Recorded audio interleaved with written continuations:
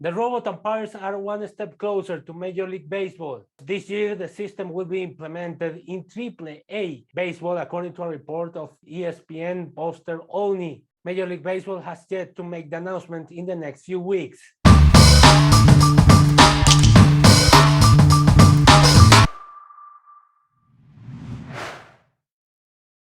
Hello, my name is Marcos Grunfeld. I am a journalist from Caracas, Venezuela, but currently living in Bogota, Colombia. Thank you for joining me. Please hit the subscribe button down below. I used to publish some videos in Spanish with interviews with a lot of big league players from my country, but now on, I will try to make some content in English too. Today, I will have the honor to talk with Mr. Rick White, who is the president of Atlantic League, which was the first league in the world to implement the automated ball and strike system. For me, it's a pleasure to talk with Mr. Rick White in our section, the press box.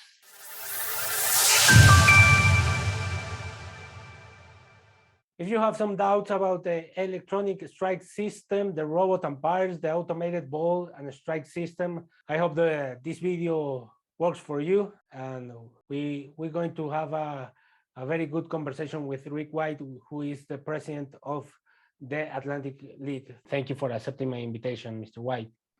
It's my pleasure to be with you, Marcos. Thank you. Mr. White, first of all, I guess that everyone that is watching this video is wondering how the system works, how much the system improves. I know that the initial agreement with MLB was for 3 years and it expired for this season. Yes, sir. Well, number one, we're flattered you would ask about our experience. We're very proud of our relationship with Major League Baseball, and we're equally happy to be at the forward edge of change in baseball. We are very innovative. We like to be forward thinking, and the idea that we could help Major League Baseball determine the future of the game is quite important to us. The system works on a deceptively simple basis. There are 3 primary parts to the system. First, of course, we have the pitcher amongst all of the other on-field personnel. But when the pitcher delivers the ball, it is tracked by a device called TrackMan. TrackMan is a radar and optical based measurement tool. It looks like a flat screen TV, not that much different than a television you might watch on the wall in your apartment. And that system accurately records a ball or a strike based on how the strike zone has been defined by Major League Baseball.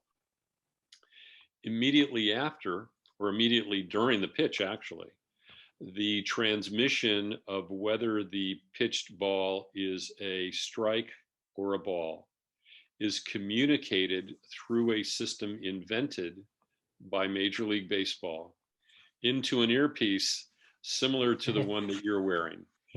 It's not a Wi-Fi earpiece. Okay. It's a hardwired earpiece connected to a mobile device that is accepting a broadcast Wi-Fi signal. The signal is transmitted immediately. In fact, the system begins its transmission as the ball is crossing the plate. This is important because it gives the umpire the chance to hear the ball or strike call in his ear, and then to immediately signal whether it's a ball or a strike, depending on what may happen. So it's deceptively simple. It's very complex once you get into the electronics, but it is unfailingly accurate.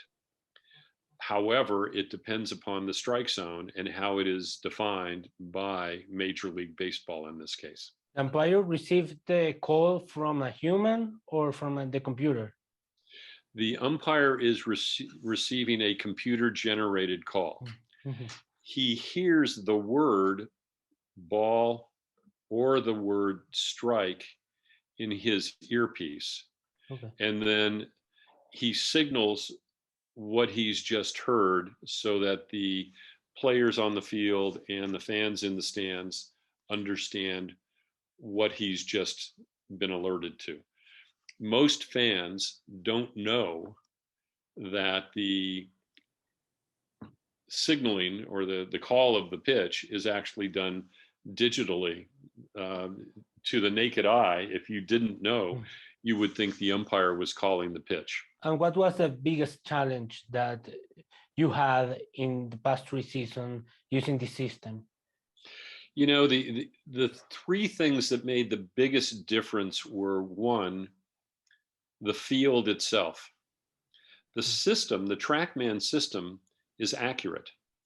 And so it measures the pitches very accurately.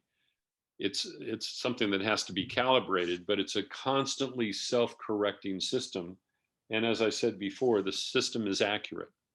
However, if the field has something wrong with it, if the area around home plate is not level, if home plate is not perfectly centered where it is supposed to be, that will have an effect on what people perceive the accuracy to be. The third thing that can happen is that a pitched ball may bounce into the strike zone. It may hit a batter. A catcher may interfere with the batter. There might be a foul tip. So there are a number of issues where the umpire is allowed to override the call that he might hear from the computer. And it, again, so the umpires need to be very alert, and they're still in charge of what is going on with that particular at bat. How much the system improved from 2019 to the past season? That's a good question. The system itself was accurate from all of our early tests. Okay. However, the communication system needed improvement from the first season through the second season we used it. The entire first half of the season, where we started with TrackMan and Major League Baseball, was devoted to testing the communication system. The TrackMan system worked well. The communication system, though, went through a number of different changes. We started with radio signaling. We moved to broadcast Wi-Fi signaling. We had to make sure that the broadcast Wi-Fi was password protected and couldn't be hacked. We changed a couple of different methods of the broadcast Wi-Fi signal. But once we came to the point where that was working well, we never had to change the system at all.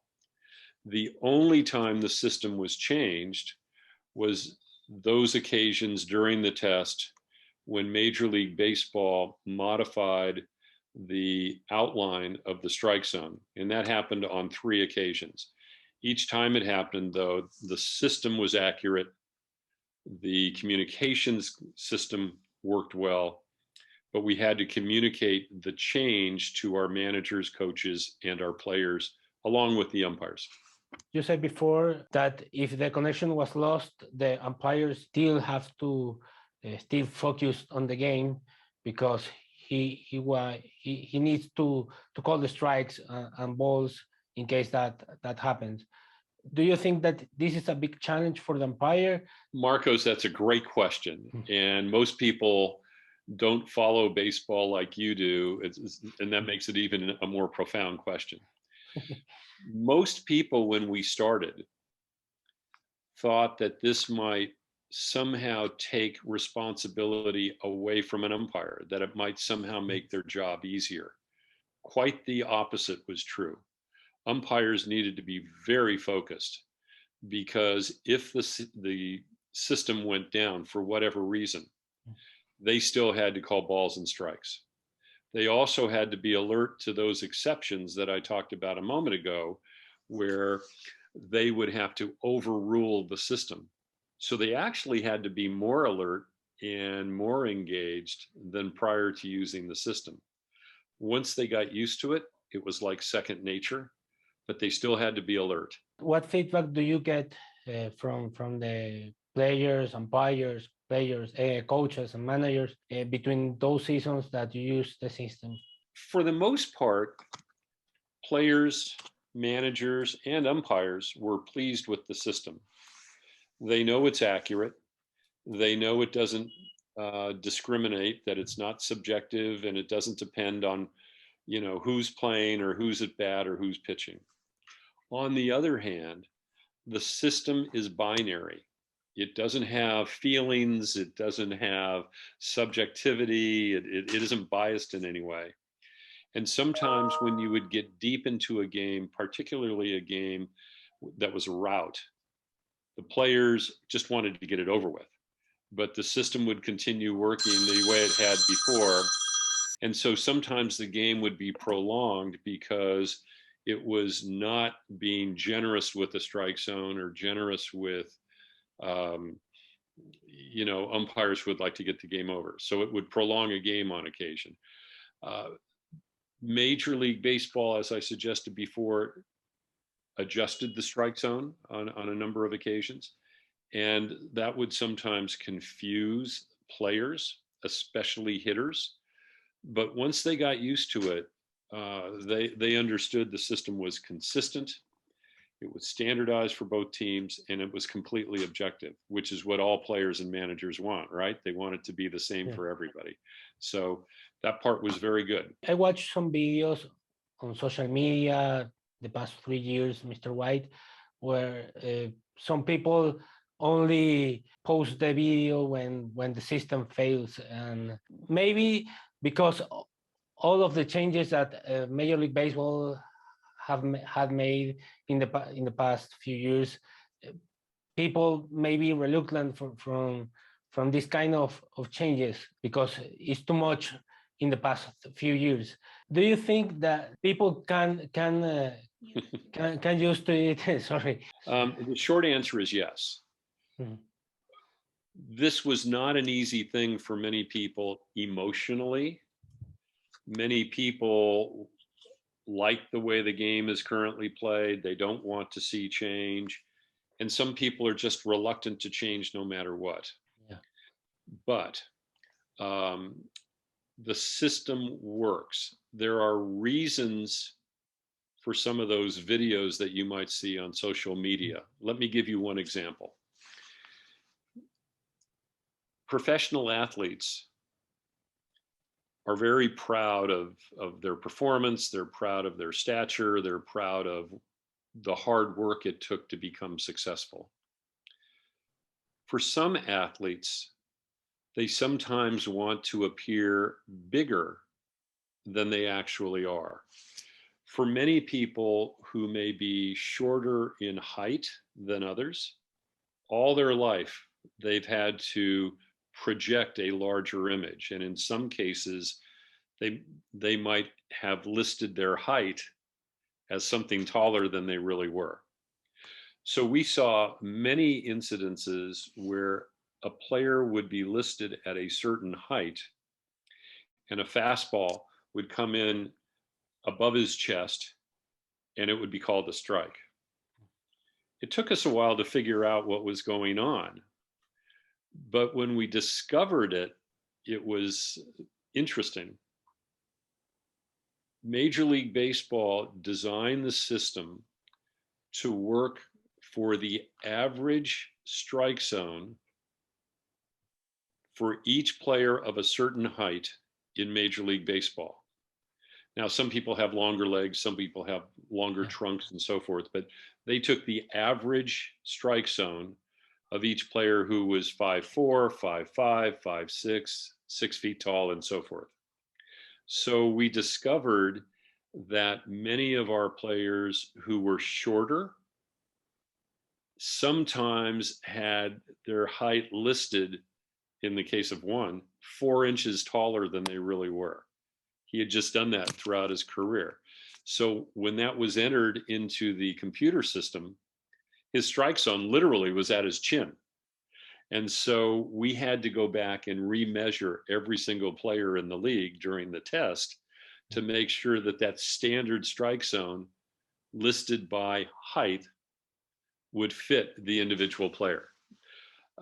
So that accounted for a lot of what you might have seen on social media. There were times where people didn't actually understand how the strike zone was measured. So in the case of a curveball, where there would be a great deal of vertical break or diagonal break, it might come in literally over 1/4 of an inch of the plate on the outside or inside of the plate, and then have a dramatic break. And so the catcher, for a right-handed hitter, might have to reach across his body and catch a ball at what appeared to be outside the strike zone.